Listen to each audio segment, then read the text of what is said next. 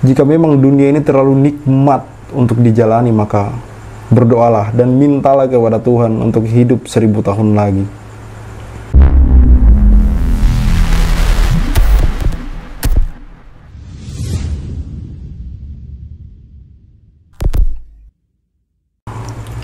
Ya, bismillahirrahmanirrahim. Assalamualaikum warahmatullahi wabarakatuh.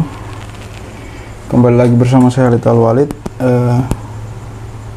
Tadi saya setelah mengupload video, saya buka-buka Twitter dan saya menemukan satu hashtag yang cukup menarik. Hashtagnya berbunyi korupsi PDIP tutupi KM50. Lalu saya klik dan keluar berita, salah satunya dari lawjustice.co. Judulnya sidang pra peradilan HRS tahap pembuktian, alat bukti tak terpenuhi. Lalu saya mulai baca-baca dan isinya seperti berikut. Jakarta, lawjustice.co. Sidang pra peradilan Habib Rizik Syihab yang digelar Pengadilan Negeri Jakarta Selatan memasuki hari ketiga dengan agenda pembuktian dari termohon. Dilansir dari Viva News, tim kuasa hukum Habib Rizik, Muhammad Kamil Pasha, mengatakan pihak kuasa hukum akan membuktikan jika penetapan status tersangka yang dilakukan Polda Metro Jaya tidak sah. Intinya bukti-bukti tersebut membuktikan bahwa penetapan tersangka klien kami, Habib Muhammad Rizik Syihab, sudah sepatutnya untuk dinyatakan tidak sah dan tidak berkekuatan hukum, dan oleh karenanya harus dibatalkan, ujar Kamil Pasha pada wartawan Rabu 6 Januari 2021. Selain itu, Kamil pun membeberkan bukti-bukti lain yang akan dihadirkan dalam sidang hari ini. Di antaranya adalah adanya kekaburan pasal antara pasal-pasal dengan penyelidikan dan penyidikan perkara.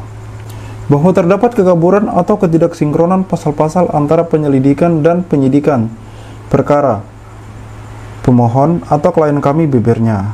Kamil menyebut tidak ada bukti material atau untuk menjerat Habib Rizik dengan ihwal pasal 160 KUHP yang diduga digunakan untuk menahan Habib Rizik. Tak adanya bukti material yang wajib ada bagi penyidik jika hendak menersangkakan klien kami dengan pasal 160 KUHP, katanya. Dalam hal ini pihaknya juga berkeberatan dengan pasal 93 Undang-Undang Karantina Kesehatan dikarenakan tidak ada penetapan kedaruratan kesehatan oleh pemerintah pusat sebagaimana pasal 48 ayat 3 Undang-Undang Karantinaan Kesehatan, yang merupakan bukti kunci atau wajib ada jika penyidik hendak menersangkakan klien kami dengan pasal 93 Undang-Undang Karantina Kesehatan, jelas Kamil. Lebih jauh, Kamil mengatakan tidak tercapainya minimal 2 alat bukti untuk menjerat Habib Rizik serta pemanggilan terhadap Habib Rizik dan saksi-saksi yang tidak sah atau tidak sesuai hukum acara KUHP. Adanya 2 surat perintah penyidikan untuk 1 laporan terhadap klien kami yang mana hal tersebut tidak ada dasarnya dalam KUHP, dalam KUHP, ungkapnya. Habib Rizik Syihab menjalani sidang gugatan pra peradilan dengan nomor register 150-PID.PRA-2020-PN Jakarta JKT Jakarta Selatan di Pengadilan Negeri Jakarta Selatan Senin 4 Januari 2021. Gugatan tersebut diajukan berkaitan dengan penetapan status tersangka Habib Rizik dalam kasus dugaan pelanggaran protokol kesehatan dan penghasutan. Adapun status Habib Rizik saat ini sudah ditahan pasca ditetapkan sebagai tersangka.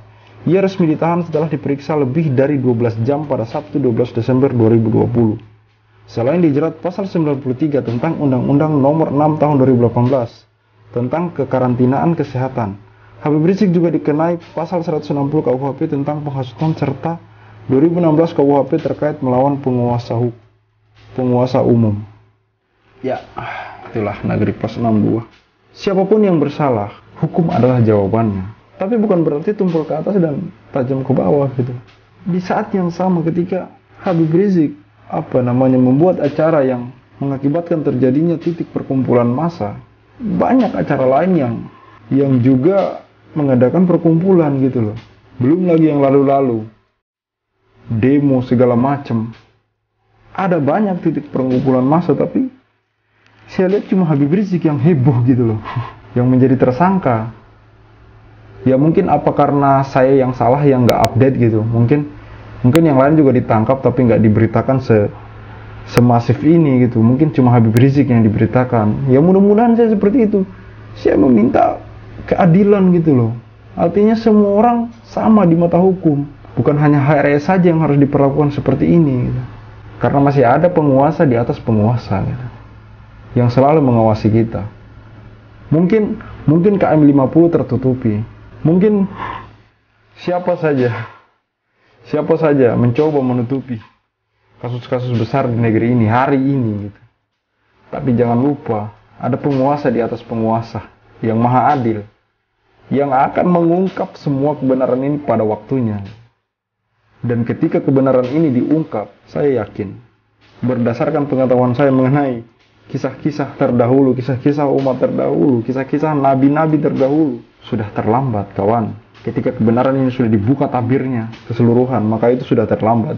Ya saya tidak tahu apa yang terjadi ke depan, yang jelas berdasarkan kisah-kisah masa lalu, sejarah, fakta sejarah masa lalu, karena ini dituliskan di dalam Al-Quran dan hadis. Ketika Tuhan sudah menunjukkan, ketika Allah sudah menunjukkan kekuasaannya, sudah menunjukkan Dia yang maha adil, maka bersamaan dengan dibukanya tabir kebenaran itu, hukuman akan turun hari itu juga gitu. Pada penguasa-penguasa, sampai kapan sih kalian bakal hidup? Kepada penguasa siapa saja, kepada pemegang wewenang siapa saja. Saya tidak menyebut nama, saya tidak menyebut instansi di sini. Kalian lihat kisah masa lalu. Berapa lama Firaun berkuasa? Berapa lama Namrud berkuasa? Berapa lama mereka berkuasa? Ratusan tahun mereka berkuasa. Kemana mereka hari ini? Di dalam tanah. Selesai, mereka tinggal nama, dan nama mereka buruk. Tidak ada yang mau anaknya diberi nama Namrud, tidak ada yang mau anaknya diberi nama Firaun, tidak ada. Karena nama mereka buruk. Pesan saya kepada para penguasa negeri ini, tinggalkanlah nama baik di akhir jabatan-jabatan kalian, di akhir hayat jabatan kalian, hingga ketika kalian mati, nama kalian dikenang dengan baik. Seperti apa sih Habib Rizik ini sampai segitu getolnya? Saya tidak sedang membela siapa-siapa di sini. Saya bukan anggota FPI. Saya hanya pencinta ulama. Dan insya Allah saya mencoba berusaha untuk berada di jalur yang benar. Bukan berarti kalian salah, tidak. Mungkin saya saja yang tersesat di jalan kebenaran gitu. Kita tidak tahu kapan kita mati. Jika memang dunia ini terlalu nikmat untuk dijalani, maka berdoalah dan mintalah kepada Tuhan untuk hidup 1000 tahun lagi. Assalamualaikum warahmatullahi wabarakatuh. Saya Khalid Al-Walid. See you on the next videos.